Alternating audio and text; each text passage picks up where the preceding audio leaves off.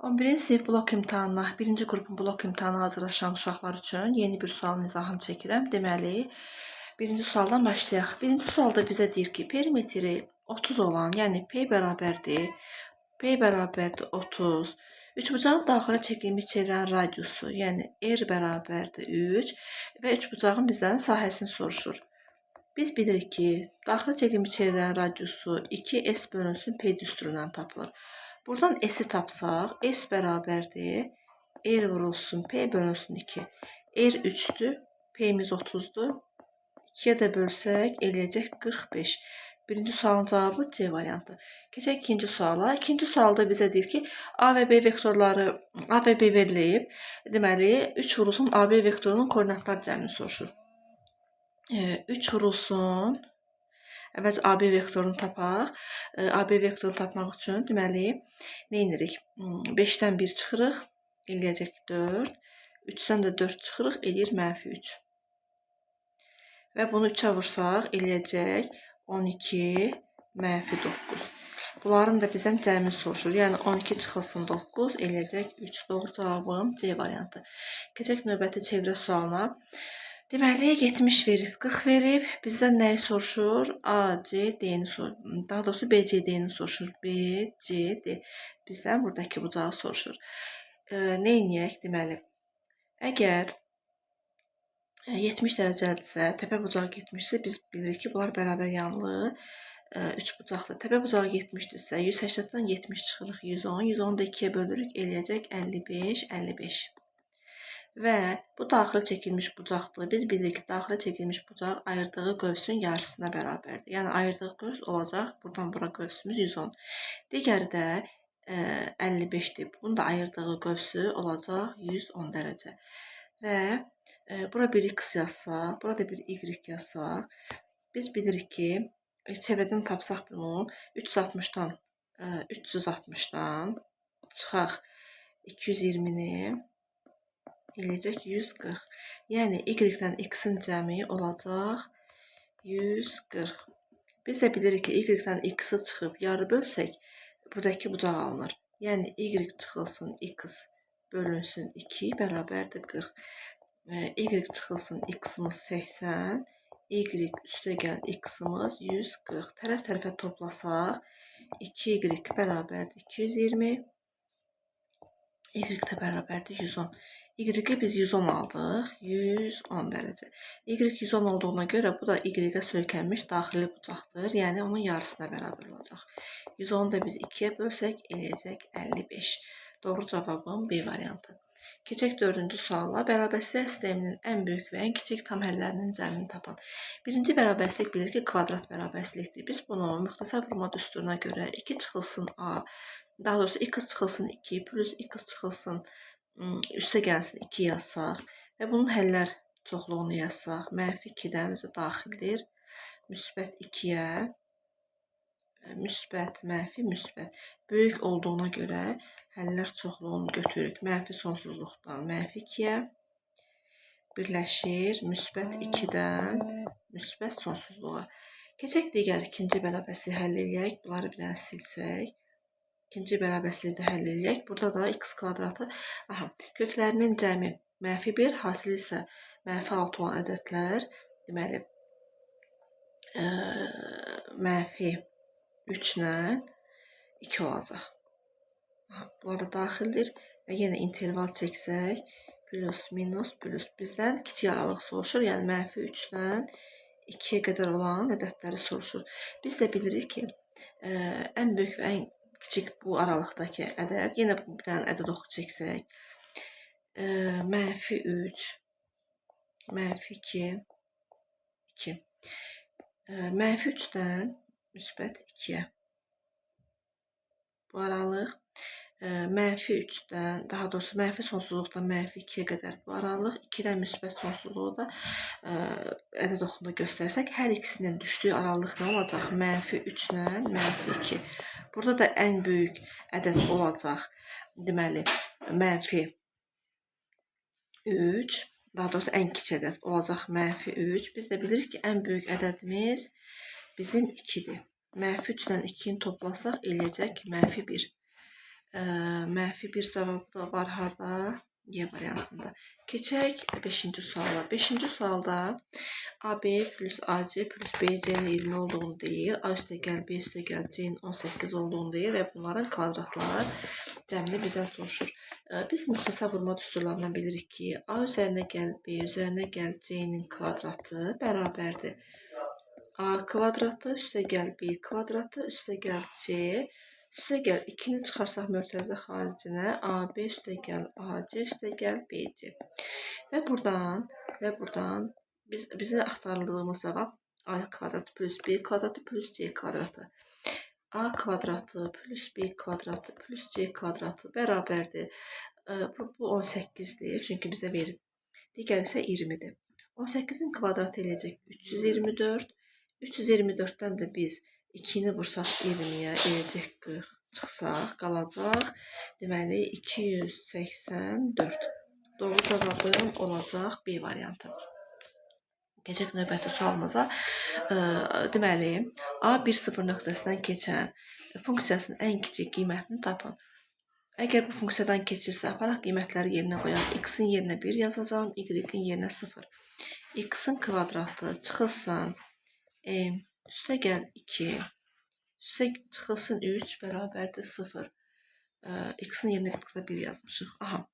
Buradan da M-i tapmaq lazımdır. Deməli 3. M-in də buradan deməli 1 ilə M-in buradan 0 olduğunu gördük. Əgər M-i 0-sa, aparaq 0 qiymətini yerinə yazaq, yenə də hesablamamızı aparaq. Y bərabər X-in kvadratı üstəgəl 2x çıxılsın 3. Deməli, bu ifadənin ən kiçik qiymətini bizdən soruşur. Mən bu ifadənin ən kiçik qiymətini müxtəlif yollarla tapa bilərik. M-in düsturu və yaxud da ki, törəmə və yaxud da ki, tam kvadrata ayırma. Amma mənə ən rahat gələn üsul törəmə üsuludur. 2, yəni Y-in törəməsini alacağım. 2x üzərinə gəl 2 bərabərdir 0. Buradan 2x bərabərdir mənfi 2. X-in mənfi 1 olduğunu gördüm. X-in mənfi 1 qiymətini aparıb törəmədə, yəni əvvəlki funksiyada yerinə yazıb ən kiçik qiymətini tapacağım. Mənfi 1'in kvadratı üstəgəl 2 vurulsun mənfi 1 çıxılsın 3. Bu da eləyəcək 1 çıxılsın 2 çıxılsın 3. Cavabım olacaq. Deməli mənfi 4. Mənfi 4 qiyməti də var A-da. Keçək növbəti 7-ci suala. Baxaq 7-ci sualda nə deyir bizə. Yük maşını yükün yarısını boşaltdı və ümumi kütləsi 25% azaldı. Qalan yükün kütləsi 2 ton olarsa. Deməli, əgər 2 ton qalıbsa və bunun yarısını boşaldıbsa, deməli bizim yük maşınımıza nə qədər var imiş? 4 ton. 4 ton. Amma bizdən qalan yükün, bizdən maşının yüksüz kütləsini soruşur. İndi biz 25%, 25%-i 4'də 1 deməkdir. 4'də 1'i 4 ton olan, daha doğrusu 4'də 1'i 2 ton olan ədəd tapsaq, olacaq 8. Deməli, maşınla birlikdə yükün kütləsi nə qədər olacaq? 8 ton olacaq. Və 8 tondan 4 tonu çıxsa, cavabımız qalacaq 4. A variantı. Keçək 8-ci suala. 8-ci sualda bizə deyir, deməli, prizmanın yan səthinin sahəsi, yəni S-yan bərabərdir 10. Olarsa, onun oturacağının sahəsi yan sahəsinin sahəsindən 2 dəfə kiçik olarsa. S oturacaq da bərabərdir nəyə? Deməli, onun yarısı, yəni 5-ə. Bizdən prizmanın tam səthinin sahəsini soruşur. S tam da bərabərdir. S-yan üzərinə gələk 2S oturacaq. Buradan 10 üzərinə gələk 2S oturacaq da 5-dirsə, 5-i də vursam 2-yə 10 eləyir. Ondan da 10 toplasam eləyəcək 20. Doğru cavabım C variantı. Keçək 9-cu suala. 9-cu sualda bizə deyir ki, kvadratdır və bu yarı bölünüb. Yarı bölünübsə mən buraları x yazıram və kvadratın bütün tərəfləri olacaq 2x. Buradan da bizdən nəyi soruşur? Y deyini soruşur. Y deyini əgər biz x-i tapsaq, elə y deyi də özü x-ə bərabər olacaq. Buradan Pifaqor teoremindən istifadə eləsək, 2x-in kvadratı, yəni 4x-in kvadratı üzərinə gəl x-in kvadratı bərabərdir 3 kök altında 5'in kvadratını. 3 kök altında 5 də deməli 9, 45 eləyəcək. Buradan alırıq 5 x-in kvadratı bərabərdir 45. X-in kvadratı bərabərdir 9. Hər tərəfi 5-ə bölürük. X da bərabərdir 3. Əslində plus minus 3 edir, amma tərəf olduğuna görə biz onun müsbət qiymətini götürürük. Əgər x-imiz 3-dürsə, dy-miz də olacaq 3. Doğru cavabım B variantı. Keçək 10-cu suala. 10-cu sualda bizə loqaritmanın hesablanmasını deyir. Başlayaq hesablamağa. Deməli, 2-də 1 əsasdan 4. Biz loqaritma 2-də 1 əsasdan 4-ü yaza bilərik ki, loqaritma 2 əsasdan 2, bu 2 üzərində mənfi 1 eləyir. Bu da 2 üzərində 2. 2 üzərində mənfi 2 bölünsün mənfi 1 eləyəcək 2 qabağa atırıq mənfi 2 kimi. Vurulsun. Loqaritma 4 əsasdan, deməli 4-də kök altında 2. Bunu necə yazaq? Bunu isə yazaq ki, deməli yazaq loqaritma 4-ü yazacağam 2 üstündə 2. Buranı da yazıram ki 2 üstündə 2-də 1 vurulsun. Bu 4-ü də sürətə yazsam 2 üstündə mənfi 2 kimi yazaram. Digərini olduğu kimi yazıram. 4-ün kvadratını 16-nı yazıram. Digər tərəfində loqaritma 4 əsasdan 3. Biz bilirik ki, buradakı 2 qalxır bura, olur 9. Bu 2-ni də silsək, loqaritma belə bir xassəsi var idi ki, deməli A əsasından loqaritma A-da məsəl üçün 5, bura gedirdi 1 olurdu, qalırdı 5.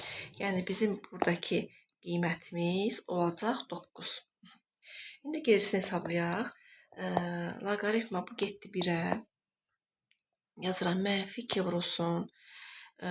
Deməli, loqaritma 2 əsasından 2. Buranı da biraz sadələşdirsək olacaq. 2 əsasından 2 üzərində mənfi 3-də 2. Bölünsün 9 bərabərdir. Qələmin rəngini dəyişək. Yazacaq ki, buna mənfi 2 vurulsun. Bu 3-də 2 bölünsün 2 kimi. Keçir qabağa və mənfi. Qabaqda da bir mənfi olduğuna görə mən bunu bir dəfəlik müsbət kimi yazacağam. Deməli, 3 bölünsün 4 olur. Və loqaritma 2 əsasdan 2-də bilirik ki, 1 verir. Ona görə 1 yazmayacağam. Bir dəfəlik 9-u yazıram. Bu da eləyəcək. Deməli, hesablasaq. Burada qalacaq 2. Deməli, 3 bölünsün 2 vurulsun 9-da 1. Bunu da sadələşdirsək, ixtisar aparsaq qalacaq 3. Burada 1. Doğru cavabımız 6-da 1. 6-da 1 də C variantı.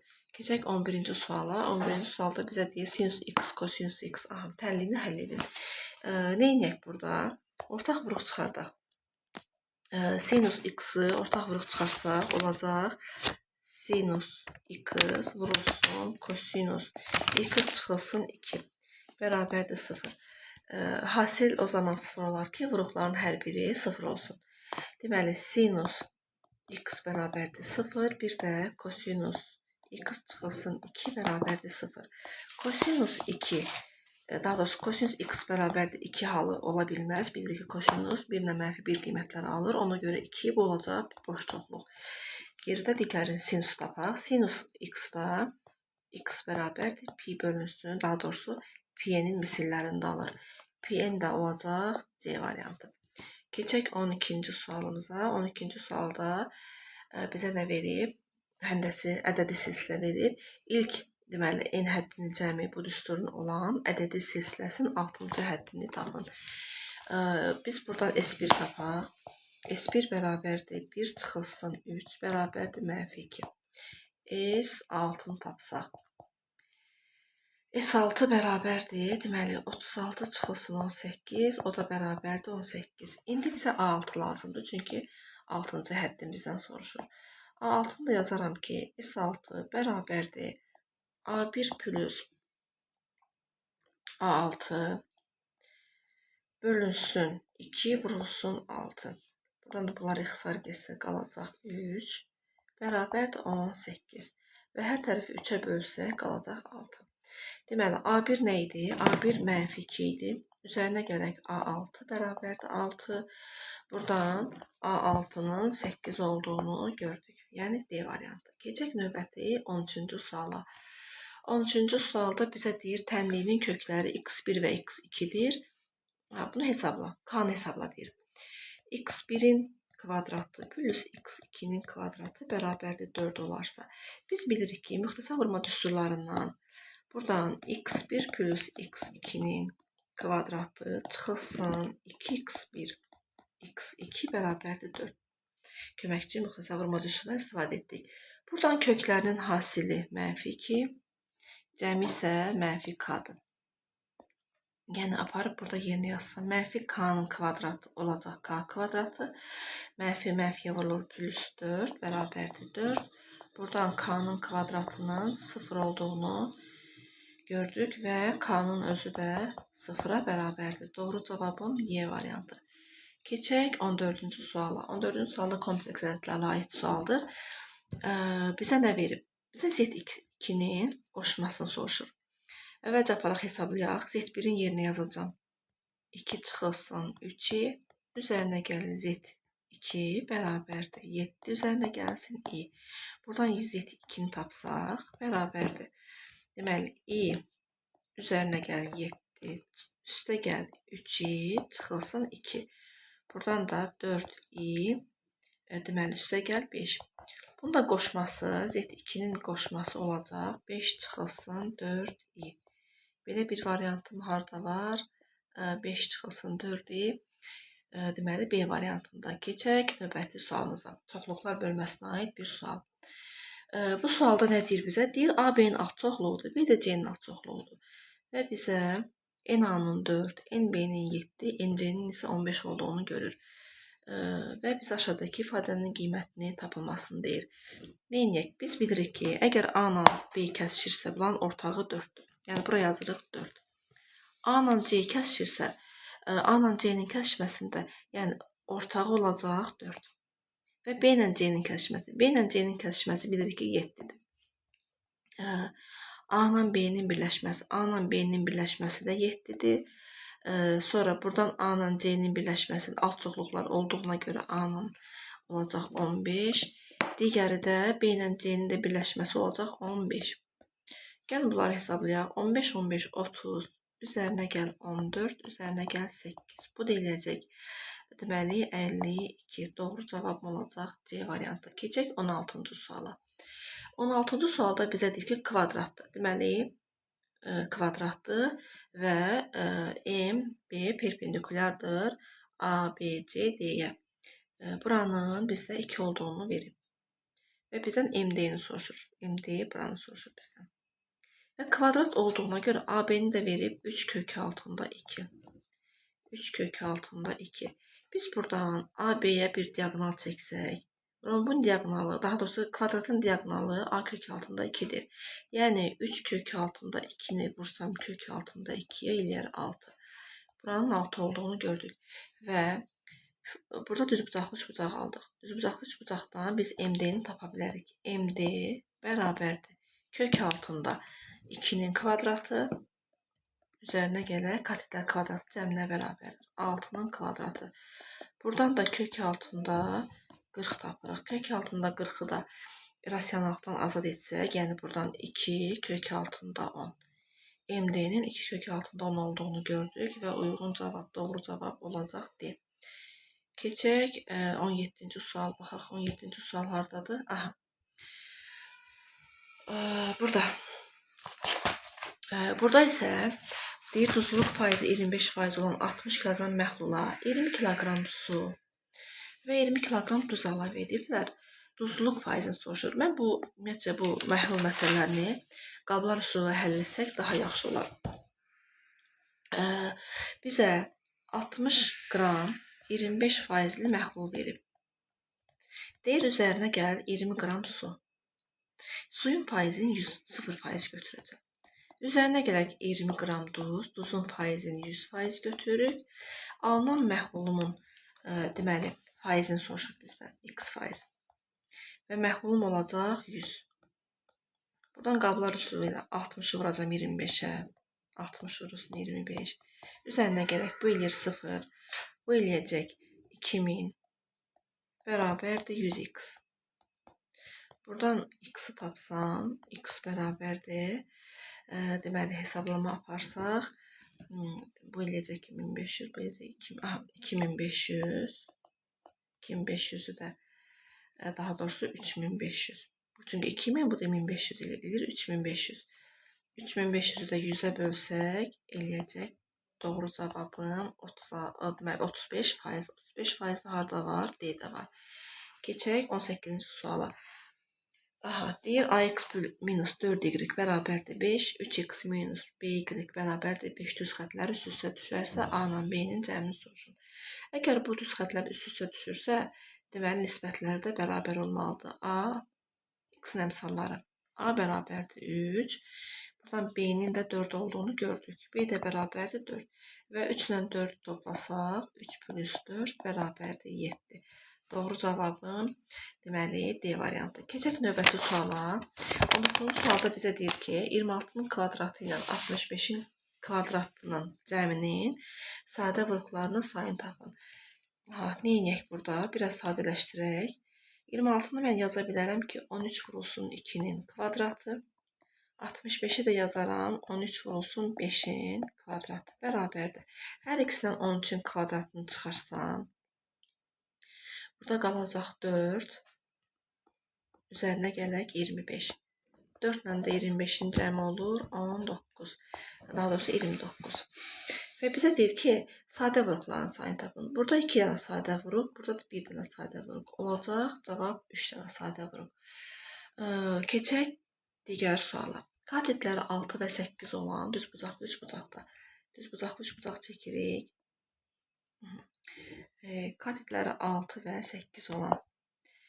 Və bizə deyir ki, düzbucaqlı üçbucağın kiçik katet ətrafında fırlanmasından alınan cismin həcmini tapın. Deməli, bu bizdə olacaq, bunun ətrafında fırlanırıqsa, deməli, burada bir konus yaranır. Konus yaranır. Biz konusun da həcmini bilirik ki, bizdən həcmini soruşur. Çünki konusun həcmi 3'te 1 pi r kvadratı h-dan tapılır. Yerinə qoyaq hesablayaq. 3'te 1 pi. Buradan r-in 8 olduğunu gördük. 8'in də kvadratı 64. H da 6'dır. Vurulsun 6. Deməli, ixtisar gedir, qalır 2. 2'ni 64'ə vuranda 128 pi. Doğru cavabım A variantı. Keçək 21-ci suala. 21-ci sualda bizə deyir, olarsa fx-i tapın. Biz buradan fx-i almaq üçün deməli nə edək? Hər tərəfə 3 gələk. Fx plus 3 minus 3 bərabərdir. X üstə gəl 3 üstə gəl 1 bərabərdir. Yəni burada olacaq fx bərabərdir. X üzərinə gəlsin 4. Doğru cavabım Y variantında. Keçək 22-ci suala. Limiti deyir hesablayan. Burada 3 olduğuna görə, axı biz burada 3 yazsaq, 3'dən 3 çıxanda 0, məxrəc 0 alınır. Deməli, biz bunu sadələşdirməliyik. Limit x yaxınlaşır 3'ə.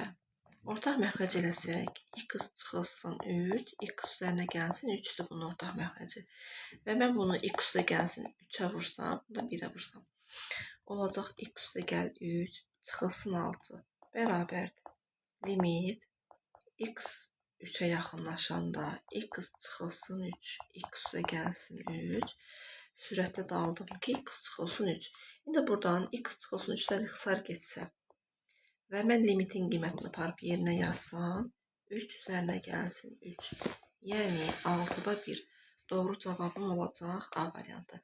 Keçək 23-cü suala. 23-cü suallar, deməli, qapalı suallarımız bitdi. Başlayırıq açıq suallar. Burada yaxşı düşməyib bu törəmədir. Deməli, nə deyir bizə? Fx funksiyasını verib və deyir, f törəmə üzərinə gəlsin. Fx bərabərdir 0 tənliyinin ən böyük kökü neçədir? Bunun törəməsini alsaq, olacaq 2x. Üzərinə gələk, f-in özünü yazaram. X kvadratı çıxılsın 3 bərabərdir 0. Bunu biraz sadələşdirsək, 2x çıxılsın 3 bərabərdir 0. Köklərinin cəminin -2, hasilinin isə deməli mənfi 3 olduğunu gördüm. Bunun da kökləri olacaq. X1 bərabərdir mənfi 3. X2 də bərabərdir 1. Bizdən böyük kökünü soruşduğuna görə doğru cavabım 1. Keçək 24-cü sualın izahına. 24-cü sualda bizdə sistem tənlik verilir və 6y soruşur. Neynək? Buranı yazaq. 4 üzərində x plus 2-ni yazsaq biz 2 üzərində 2x plus 2y bərabərdir. 8-də yazacağım ki 2 üzərində 3. Buradan deməli 2x üzərinə gəl 2y-in 3 olduğunu gördüm. Digərini hesablasaq. Buranı yazsam 8-i yazsaq 2 üzərində 3x plus 6y bərabərdir. 32 də olacaq 2 üzərində 5 və başqa bir qələmlə buranı da götürsəm 3x plus 6y bərabərdir 5. İndi bunu necə eləyək? Bizə 6y lazımdır. Mən yuxarını 3'ə vursam, yuxarıdakı sistemi mənfi 3'ə vursam, olacaq mənfi 6x çıxılsın 6y bərabərdir mənfi 9. Aşağıdakını olduğu kimi yazıram. Bərabərdir 5. Buradan 6y-lər getsə, mənfi 3x-in mənfi 4 olduğunu, yəni x-in da 4 bölünsün 3 olduğunu tapdıq. Və buranı silirəm. Deməli, bizə x-in indi aparıb burada yerinə yazsaq, hər hansı birində burada yerinə yazsaq, bizə 6y lazımdır çünki 6y bərabərdir 5 çıxılsın 3x və buradan 5 çıxılsın aparıb 3'ün, daha doğrusu x-in qiymətini yazsam 3'də 4, bu 3'lər gedir, 5'dən də 4 çıxanda qalır 1. Doğru cavabım 1. Keçək 25-ci suallar. Deyir, 2 oxşar 3 bucaqın perimetrlər nisbəti, deməli P1-in P2-yə nisbəti 2-nin 5-ə nisbətidir. Və kiçik 3 bucağın kiçik tərəfinin, yəni 8-in böyük 3 bucağın kiçik tərəfinə nisbəti, x-a nisbətin. Buradan x-i soruşur bizdən. Və çarpaz vursaq 2x-in 40 olduğunu, x-in isə 20 olduğunu tapdıq. Doğru cavabımız 20. Keçək 26-cı suala. 26-cı sualda bizə 6 bucaqlısı verir və AB-ni 6 olduğunu verir. Biz də bilirik ki, ən böyük diagonal, yəni tərəfin 2 qatına bərabərdir. Olacaq 12. Bizdən bu trapesiyanın orta xəttini soruşur. Bax, buranı soruşur. Deməli, ABCF-nin orta xəttini x-i soruşur. Trapesiyanın orta xətti bilirik ki, 6, yəni oturacaqların cəminin yarısına bərabərdir. 18-də 2-yə böləndə doğru cavabım olacaq 9. Keçək 27-ci suala. 27-ci sualda bizə deməli, ən böyük və ən kiçik qiymətlərini soruşur. Burada ifadənin ən böyük və ən kiçik qiymətləri üçün uyğunluğu müəyyən edin. Baxaq. Biz bilirik ki, sinus x-imiz mənfi 1-dən 1 qiymətləri alır. Yəni, y bərabərdir 3 vurulsun mənfi 1-dən 1 qiymətlərini alır. Üzərinə gəlsin 2. Buradan y bərabərdir mənfi 3-dən 3, üzərinə gəlsin 2. Deməli, ən böyük qiymətin buradan y-in bərabərdir mənfi 1-dən 5 olduğunu gördük. Bizdən nəyi soruşur? Bunların cəmini soruşur. Yəni, mənfi 1-dən biz 5-i toplasaq eləyəcək 4. Doğru cavabım 4, yəni 1-ə uyğun gəldi. 4 harada var? B-də. 1-ə uyğun gəldi B. Sonra fərqində soruşur bizdən. Fərqində də baxaq ki, uyğunluğumuz varmı bizim? Deməli, ən böyük qiymət 5. 5-dən də mənfi 1 çıxsaq eləyəcək 6. Yəni, həm də 1-ə uyğun gəldi C. Buranı silsək. Keçək ikinciyə. Yenə eyni qayda ilə buranı tapaq. Yenə sinus alfa funksiyasıdır. Yəni, y bərabərdir 5 vurulsun mənfi 1-dən 1 aralığında qiymətlər alır. Yəni, mənfi 5, müsbət 5 və deyir 1 çıx. Mənfi 5-dən 1 çıxsaq -6. 5'dən də 1 çıxsa qalır 4. Aha. Deməli, cəmin tapsaq -6-nın üzərinə 4 gəlsək, -2 cavabımız da yoxdur. Bu dəfə fərqini tapaq. Ən böyük qiymət 4-dür. 4-dən də çıxsaq -6-nı cavabımız olacaq 10. Deməli 2-yə uyğun gəldi 10. 10 da harda var? Y variantında var. Yəni 2-yə uyğun gəldi Y. Yerdə qalan A-la bunu da qeyd edib. A-la D də uyğun gələcək. Deməli 3-cüyə A-la D. Keçək 28-ci suala. Nigar birinci gün kitabın 30 səhifəsini oxudu. Yəni birinci gün. Yəni A1. Əslində bu sualı ədədi silsilə ilə tapacağıq. A1-imiz 30 və hər sonraki gün əvvəlkindən 5 səhifə çox oxudu. Yəni D-imiz olacaq 5. Bizə də deyir ki, S-in, yəni Nigar kitabın 255 səhifəsini neçə gün oxudu? Kitabın səhifələrin cəmi nə qədərdir? 255-dir. S-imiz. Neyinək? İndi biz silsilə düsturundan istifadə edək tapaq. S-in bərabərdir. 2A1 üzərinə gəl. N-1 D bölünsün 2 vurulsun N. İndi qiymətləri yerinə yazaq, hesablayaq. A1-imiz 30-dur. 2A1 yəni 60 üzərinə gəl. D-imiz də 5-dir. 5N çıxılsın 5 vurulsun N bərabərdir. 2-ni də, yəni bunu bərabər eləsək 255-ə, o da eləyəcək 510. Buranı da biraz da sadələşdirək. 5N-in kvadratı üstə gəl 55N deməli çıxılsın 510 bərabərdir 0. Hər tərəfi 5'ə bölsək N-in kvadratı plus 11N minus 102 bərabərdir 0. Diskriminantla həll eləsək N-in 6 olduğunu tapacağıq. Belə, yəni 6 günə. 29-cu sual yazaq. Bizə nə verib? Deməli, funksiya verib. Y bərabərdir x plus 2 funksiyasının qrafik absız oxunu A nöqtəsində, ordinat oxunu isə B nöqtəsində kəsir. Bu A nöqtəsi, bu B nöqtəsi. Və bizə deyir ki, bu düz xətlər perpendikulyar olarsa, B nöqtəsindən keçən düz xət absız oxunu C nöqtəsində kəsir. A və B, C nöqtələri arasındakı məsafəni soruşur. Buradan bura qədər məsafəni soruşur. Biz bilirik ki, Y bərabərdir KX plus B düz xəttidir bu. Burada B, yəni B, Y oxunu kəsən nöqtədir. Yəni 2-dir. B-nin 2 olduğunu gördük. Və buradan absız oxunu kəsir. Buradan K-nın 1 olduğunu gördük. Yəni K-mız 1-dir. X plus 2-də K olacaq 1. K1 bərabərdir 1. Digərində deyir ki, və burada yerinə qoyaq, birinci A-nı tapaq.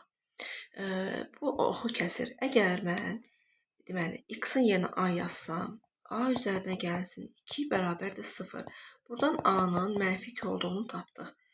A bərabərdir -2. İndi digər tərəfdən digər funksiyanı hesablayaq, qələmimizi dəyişək. Əgər perpendikulyar olarsa K1 vurulsun K2 bərabərdir -1. Buradan K1-in 1 olduğunu, onda K2-nin -1 olduğunu tapdıq. Onda funksiyamız olacaq Y bərabərdir -x plus 2 funksiyası.